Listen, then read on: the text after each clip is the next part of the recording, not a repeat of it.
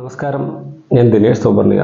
നമ്മൾ അഡീനിയം സ്നേഹികളുടെ എല്ലാവരുടെയും ആഗ്രഹമാണ്. അതായത് ഇപ്പോൾ ഒരു 5 മിനിറ്റ് മുന്നേ ഒരാൾ വിളിച്ചിട്ടാണ് അഡീനിയം ഗ്രാഫ്റ്റ് ചെയ്യണമെന്ന് അത്ര ആഗ്രഹം, എത്ര ചെയ്തിട്ടും ശരിയാവുന്നില്ല.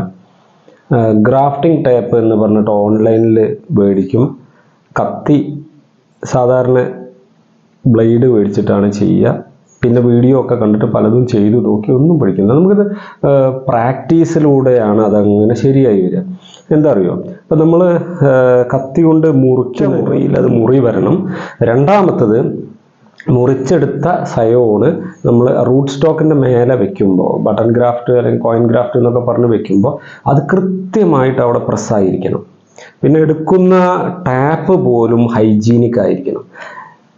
ഞാൻ ഒരു വീട്ടിൽ എന്നെ ഗ്രാഫ്റ്റ് ചെയ്യാൻ വിളിച്ചിട്ട് അവർ ഈ കുറേ ടൂൾസും സാധനമൊക്കെ ഇട്ട് വെച്ചൊരു ബോക്സ് ആയിട്ട് അവർ വന്നു. എല്ലാ സാധനവും ഉണ്ട്, സാർ എടുത്തോളൂന്ന് നോക്കിയപ്പോൾ ഒരു വലിയൊരു പ്ലാസ്റ്റിക്കിൻ്റെ ട്രേ, സാധാരണ പച്ചക്കറി കിട്ടുന്ന പോലത്തെ ഒരു ട്രേ. ആ ട്രേയിൽ ഞാൻ പറഞ്ഞു കൊടുത്ത് വാങ്ങിയതാണ്. ഗ്രാഫ്റ്റിങ്ങിൻ്റെ ടേപ്പ്, റിബൺ ഉണ്ട്, കുറേ ബ്ലേഡ് ഉണ്ട്, കുറേ കത്തി ഉണ്ട്. കത്തിന് ഉപയോഗിച്ച ബ്ലേഡ് തുരുമ്പ് പിടിച്ചതുണ്ട്, നല്ല ബ്ലേഡ് ഉണ്ട്.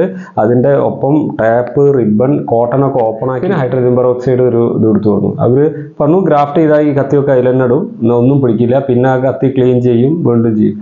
നല്ല ഹൈജീനിക്കായ സാധനങ്ങൾ ഉപയോഗിച്ചിട്ട് വേണം ഗ്രാഫ്റ്റ് ചെയ്യാൻ. അപ്പം ഞാൻ പറയുന്നത് ഓൺലൈനിൽ കിട്ടുന്ന ഒരു റിബണാണ് കേട്ടോ, അത് റോള്. ഞാനിത് മേടിച്ചത് വീഡിയോ കാണിക്കാൻ വേണ്ടി മാത്രമാണ്. ഈ ഇത് ഉപയോഗിച്ചിട്ട് ഞാൻ ഗ്രാഫ്റ്റിംഗ് ചെയ്യാറില്ല. കാരണം ഈ റിബണ് ഗ്രാഫ്റ്റ് ചെയ്യാം, അത് നമ്മൾ അഡീനിയം പോലത്തെ ചെടികൾക്ക് പറ്റില്ല, അല്ലാത്ത ചെടികൾക്ക് കുഴപ്പമില്ല. ഇതെന്താ വെച്ചാൽ അത് സ്ട്രെച്ച് ചെയ്യുമ്പോൾ, ഇപ്പോൾ നോക്കിയത് ഇങ്ങനെ സ്ട്രെച്ച് ചെയ്യേണ്ടി വരും.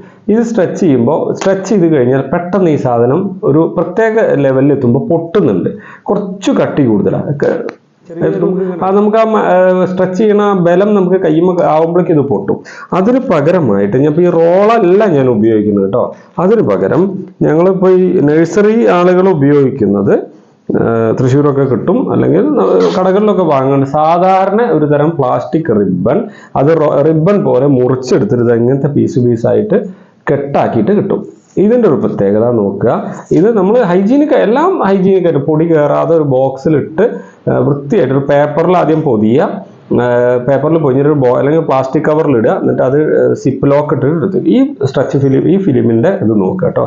ഇത് നമുക്ക് ആ വലിയ എങ്ങനെയാണെന്ന് നോക്കാം.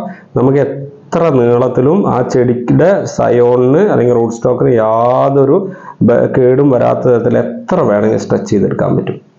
പിന്നെ അത് സ്ട്രെച്ച് ചെയ്യുമ്പോൾ ചെടിക്ക് പ്രഷർ കിട്ടില്ല. കാരണം നോക്കുക, അത് എത്ര നീളം വന്നു കണ്ടോ.